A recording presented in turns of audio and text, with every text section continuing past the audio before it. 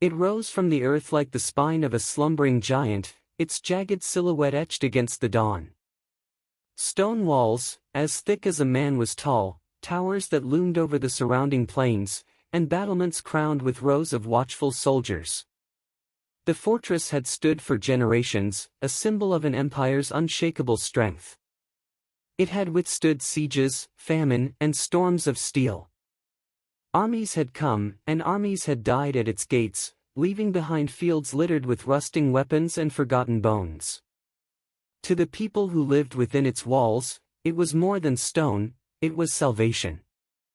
The city-state it protected lay at the crossroads of empires, a vital artery through which wealth, grain, and armies flowed. Whoever controlled this fortress commanded not just the land, but the politics of an entire region. It was both shield and sword, a military keystone that could make or break the fortunes of kings. The surrounding lands were fertile, but more importantly, they were strategic. Merchant caravans, war bands, and imperial envoys all passed beneath its shadow. Even the mere sight of it was enough to dissuade an enemy from dreaming of conquest. The fortress itself was a masterpiece of engineering for its time. Its main gate was framed by colossal oak doors, banded with iron, set deep into a killing ground where attackers would be showered with arrows, boiling oil, or worse. Its walls were layered, with an outer curtain to slow the assault and an inner wall to finish the attackers off. Crenellations allowed defenders to rain down death while remaining shielded. Beneath its flagstones, a labyrinth of storage rooms, cisterns, and escape tunnels ensured it could endure a siege for years. To the outside world, it was impregnable. To the garrison inside, it was invincible. And that belief, that quiet, smug certainty, was perhaps its greatest weakness.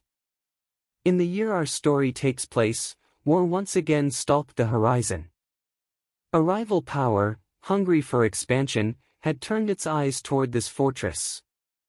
Their leader, a commander known both for brilliance and cruelty, understood what it meant to take this prize. It would not just be a military victory, it would be the kind of triumph that rewrote the balance of power. But even he knew the truth, storming the fortress was folly. Too many lives would be lost, too many resources drained. And so, instead of sending his soldiers to die beneath its walls, he sent something far more dangerous, a single man. The spy's name is lost to history, perhaps deliberately erased by those who feared the lesson his story taught. Some chroniclers say he was once a prisoner, spared execution in exchange for service. Others claim he was a disgraced nobleman, seeking revenge on those who had cast him out. A few whisper that he was no man of flesh at all, but the shadow of a god of war sent to teach mortals the price of hubris. The truth may never be known, but his mission was clear: find a way to open the fortress from within. While armies gathered in the distance, the defenders inside lived as they always had, training at dawn, patrolling the walls, drinking and laughing in the taverns by night. They traded stories of past sieges, as if those who had fallen were fools unworthy of the challenge. The commander of the fortress, a veteran of decades of warfare, trusted his men, his walls, and the gods themselves to keep the enemy at bay. But somewhere beyond the horizon, the spy was already on his way, carrying nothing more than the clothes on his back, a forged identity, and a mind sharpened to a blade's edge. He had studied the fortress as one might study a living creature, learning where it breathed, where it fed, and where it was vulnerable. He would not come with swords or siege engines. His weapons would be lies, patience, and the quiet opening of doors no army could force. The story of the spy and the fortress is not just a tale of war, it is a reminder that walls, no matter how high, can be toppled by whispers. That sometimes, the mightiest defenses crumble not with a crash, but with the sound of a single lock turning in the dark. As the sun dipped behind the horizon that first night, the torches on the fortress walls burned like watchful eyes. Inside, soldiers settled in for another evening, unaware that their greatest enemy was not massing outside the gates, but already walking among them, smiling, speaking their language and earning their trust. The fall of the fortress would not come in days or weeks, but in moments, each one planted like a seed by a man whose face no one would remember, yet whose shadow would stretch across centuries. The spy did not arrive at the fortress gates in the dead of night like a thief. He came in broad daylight, the way an honest man might. His clothes were simple, worn enough to suggest long travel, but neat enough to show pride. He carried a pack of tools, the kind a craftsman or trader might own, and a face that seemed to belong anywhere and nowhere at once. He had chosen his disguise with care. In an era where strangers were suspect, professions like stonemason, carpenter, or merchant could earn entry where swords could not. The fortress, ever in need of repairs and supplies, welcomed such men. And so, under a false name, he offered his skills, promising work in exchange for a place to rest his head within its walls. At first, his presence was unremarkable. The guards at the gate recorded his name in the muster roll, the quartermaster assigned him a corner in the laborers' quarters, and the captain of the watch barely looked at him. This was his first victory, to be invisible in plain sight. But invisibility was not enough. If he was to dismantle the fortress from within, he would need trust. That was far more dangerous to earn. In the evenings, he lingered in the common rooms where soldiers drank and played dice. He learned their names, their habits, the stories they told when the ale loosened their tongues. He listened more than he spoke. He laughed at their jokes, praised their victories, and nodded solemnly at their losses. Slowly, men who had fought together for years began to think of him not as an outsider, but as one of their own. Trust, however, was not given by the rank and file alone. The spy understood the chain of command, and he began to work his way upward. For the junior officers, he repaired furniture in their quarters without being asked. For the quartermaster, he found clever ways to stretch supplies. For the fortress's engineer, he offered quiet suggestions about how to strengthen weak mortar joints, suggestions so useful that soon the engineer relied on his keen eye. Every kindness was calculated, every act of helpfulness a brick in the path to power. But every step closer to the inner circle brought him closer to disaster. Twice, a sergeant questioned his background, suspicious of how quickly he had become a familiar face. Twice, the spy deflected with stories rehearsed so many times they had the weight of truth. Still, he knew the danger was constant. One slip, one name forgotten, one accent misplaced, and the walls would close around him forever. Beyond the fortress, the army that had sent him waited in patience. Couriers came and went in the dead of night, using secret signals to meet the spy in shadowed corners or in the abandoned barns beyond the outer fields. He passed on sketches of the fortress, notes about troop rotations, the number of arrows in the armory, the depth of the wells. Each message was a thread in a web of betrayal being woven right under the defenders' noses. And yet, the spy did not rush. Siegecraft of this kind was not measured in days, but in trust won and suspicion lost. The commander of the enemy forces had told him, a fortress falls only once. Fail, and the legend will grow stronger. Succeed, and it will be as though it was never strong at all. Weeks turned into months. The spy now walked freely in areas once guarded from outsiders. He had learned the names of every officer's children, the taste preferences of the commander's cook, and which guards grew lax when the night was cold. The fortress still stood tall, its walls unbroken, but its true defenses, the loyalty and vigilance of its men, were already crumbling from within. The spy's greatest weapon was patience. Battles might be won in hours, but betrayals required seasons to ripen. By now, he had become part of the fortress's rhythm, his footsteps blending with the march of soldiers, his voice indistinguishable from the chatter in the mess hall. That familiarity was his camouflage, and within it he began to plant the seeds of the fortress's undoing. The first seeds were whispers. Nothing direct, nothing that could be traced back to him, just the smallest hints of doubt offered at the right moment to the right ear. He would mention that the enemy seemed oddly quiet lately, as though preparing something big. Or that the walls in one section seemed to sag more than they should. He would let these words drift away, knowing they would take root in someone else's mind, sprouting into conversations he would never have to join. Then came the careful mapping of weakness. While repairing a storeroom door, he noted that a section of the wall behind it was older, with crumbling mortar. While helping the engineer measure the outer ramparts, he saw that the water channels beneath the fortress could carry more than just runoff, they could carry men. Every observation was committed to memory, then sketched by candlelight in a locked room he rented in the town outside the fortress. The spy also began to manipulate schedules. Offering to help with minor tasks, he found excuses to shift guard rotations, to have certain soldiers reassigned to less critical posts. A friend here, a favor there, none of it suspicious on its own, but together it created predictable moments when key areas were underdefended. He worked on morale as well. In the taverns, he would buy rounds for soldiers who complained about their officers. He would agree with grievances, adding just enough bitterness to deepen the divide without openly defying authority. The bonds between the men, once iron-strong, began to fray. Distrust crept into their camaraderie as small quarrels turned into larger disputes. Outside the fortress, the enemy army waited. Couriers brought back the spies' intelligence, the state of the armories, the daily opening and closing of the gates, the routines of the night watch.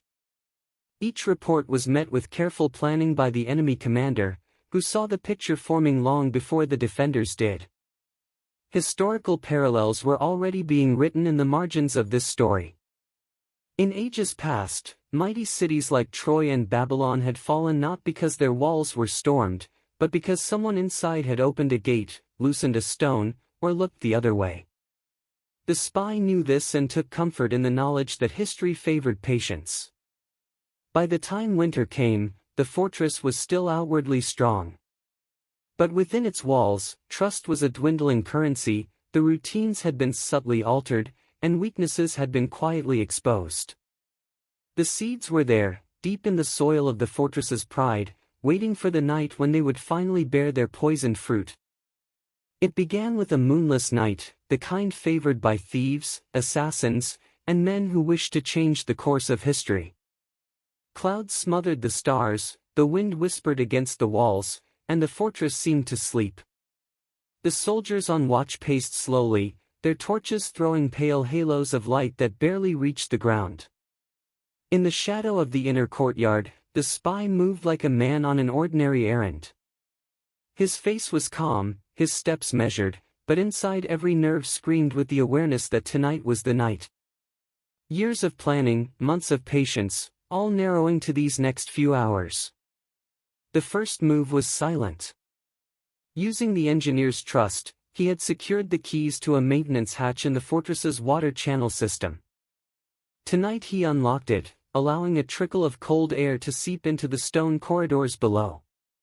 Down there, hidden by darkness and running water, a small team of enemy infiltrators waited. They had traveled miles through marsh and river tunnels to reach this point, relying on the spies' exact maps. One by one they emerged from the darkness like wraiths, blades wrapped to prevent the sound of steel. Above, the spy kept up appearances. He stopped to chat briefly with a pair of guards, passing them a wineskin he had liberated from the officers' stores. The wine was strong, laced with just enough herb to fog their senses. By the time he reached the main gate, their laughter was already growing loud and unsteady. The second move came swiftly. The spy signaled to one of the infiltrators hidden near the gatehouse mechanism. A drop of oil here, a wedge of wood there, tiny adjustments to the massive chains and counterweights that controlled the fortress gates. It would be enough to make them yield with a fraction of their usual effort. Then came the spark, not a metaphor, but an actual flame. In the eastern barracks, a small fire ignited in a store of hay. Whether by design or accident, it drew soldiers from their posts, scrambling to contain the blaze before it spread. Shouts echoed through the courtyard, boots pounded against stone, and the fortress's night watch fractured. That was when the spy moved to the third and final stage. In the confusion, he ascended the gate tower, taking the winding steps two at a time. Inside the mechanism room, he worked quickly, releasing the failsafes and signaling with a faint whistle, the prearranged sound that drifted down to the infiltrators waiting below. From the outside, the enemy army had been watching. For weeks they had camped just beyond the ridge, fires kept low, their numbers hidden. Now, with the gates loosening and guards distracted, the order was given. Silent columns began to move, their boots muffled in the dirt, their banners lowered. The spy pulled the final lever. The gates creaked, groaned, and began to open. The infiltrators surged forward, seizing the guard posts before the alarm could spread. By the time the first defenders realized the danger, enemy soldiers were pouring into the courtyard. The clash of steel and the cries of men shattered the night air. The fortress commander, roused from his quarters, tried to rally his forces, but the chaos was already too deep. Units were cut off, fires spread in the eastern wing, and the enemy pressed forward with precision, hitting exactly the points the spy had marked months before. Every step of their advance felt preordained, as though they had been fighting in these halls for years. From the battlements, the view was a nightmare. Flames licked the sky, black smoke billowed against the clouds, and the unbreakable walls, though still standing, were meaningless now. The enemy was inside, and no wall could keep them out. Within hours, the fighting was over. The gates, still yawning open, stood as a monument to the night's betrayal. The spy vanished in the confusion. Some said he escaped with the enemy army, others whispered he slipped away alone, a ghost returning to the shadows from which he came. The mighty fortress had fallen not with the roar of siege engines, but with the quiet turning of a key and the whispered plans of a man who had walked among its defenders. Dawn broke over a fortress unrecognizable from the night before. Smoke still curled from the charred remains of the eastern barracks. Pools of rainwater, turned dark with soot and blood, reflected the fractured sky. The cries of the wounded mixed with the groans of stone as collapsed structures settled into ruin. The air was heavy not only with the stench of fire and steel, but with the silence of disbelief. For generations, this place had been the heart of a people's pride. It had been where soldiers took oaths, where merchants found safety, where families raised children behind walls they thought eternal. Now, the gates that had once been a symbol of defiance hung ajar like a broken jaw. The defenders who survived stood in stunned ranks under enemy guard. Many still looked toward the walls as if expecting salvation to come, unwilling to believe that the enemy now walked those same battlements. Some cursed the gods. Others whispered about traitors. The name of the spy had not yet surfaced, but already suspicion coiled like smoke through the ranks. The commander of the fortress was stripped of his sword and armor in the central courtyard. His face was gray not from age, but from the crushing weight of defeat. To lose a fortress in battle was misfortune, to lose it through betrayal was an unhealable wound to honor. The enemy commander, resplendent in crimson and steel, offered no words, only a cold glance before turning his attention to securing the stronghold. News of the fall spread quickly. In nearby villages, fear rippled through the population. Caravans altered their routes, traders hoarded supplies, and rival powers began sharpening their own ambitions. The political landscape shifted overnight. What had once been a formidable deterrent was now a cautionary tale, and the region's stability shattered like glass. But the cost of betrayal was not paid in politics alone, it was etched into the lives of those who had trusted the wrong man. Families of fallen soldiers waited for names that would never come. Wives scanned the captured ranks for familiar faces, hoping for survival, fearing the alternative. And what of the spy? Accounts differ. Some claim he was rewarded richly by the enemy, gold, land, and titles for his cunning. Others insist that he was silenced the moment his usefulness ended, lest he one day betray his new masters as he had his old ones. A few stories tell of him disappearing entirely, living out his days in obscurity under yet another false name, always watching his back. The fortress itself would rise again, rebuilt stone by stone under new banners. But for those who remembered, it would never be the same. Its fall had proven a truth that could not be forgotten, that walls may guard against armies, but no wall can defend against the man who holds the keys. The victory for the enemy was absolute, but the taste of it was tinged with something bitter, the knowledge that their triumph had come not from strength alone, but from the corruption of trust. Even in their moment of glory, they could not deny that the method of their victory would cast a long and complicated shadow. Long after the smoke cleared and the new banners fluttered above the battlements, the story of the fortress's fall spread far beyond the lands it once guarded. It was told in hushed tones in military camps, debated in the halls of kings, and whispered by merchants in distant markets. The details shifted with each telling. Some painted the spy as a hero of cunning, others as the blackest traitor in history. But all agreed on one truth: the walls did not fall from without, they were opened from within. For centuries, strategists studied the event not as a battle, but as a lesson in the limits of physical defense. Generals began to write new rules of war, warning that no fortress was unassailable if loyalty could be bought, bent, or broken. Spymasters too took note, refining their craft to seek out the cracks in a rival's trust long before they sought out the cracks in their walls. The legacy of the spies' work was not just in the military treatises it inspired, but in the shift of an entire mindset. Cities that once boasted of their strength now looked inward, tightening their ranks, screening their workers, and questioning their allies. Suspicion became as much a part of defense as stone and steel. And yet, history is never free of irony. In the centuries that followed, other fortresses fell in the same way, their commanders having studied this very tale, and still believing, somehow, that it could not happen to them. The lesson had been learned, but never fully lived. Some chroniclers suggest that the spy's story survives because it touches something deeper than warfare, the fragile nature of trust itself. In peace as in war, the strongest bonds can be undone by a single act of betrayal. The mightiest walls can crumble if the wrong person holds the key. As for the man at the center of it all, his final fate remains a mystery. Whether he died rich, alone, or unmarked in a common grave, his shadow endures in the strategies of armies and the fears of rulers. He exists now as both warning and archetype, the unseen danger that walks beside you, smiling, waiting for the right moment to strike. And so the fortress stands in memory, its stone gates forever ajar in the minds of those who hear this tale. A reminder carved not in granite, but in human nature itself, that the greatest threat is not always the one beyond the walls, but the one who has already stepped inside.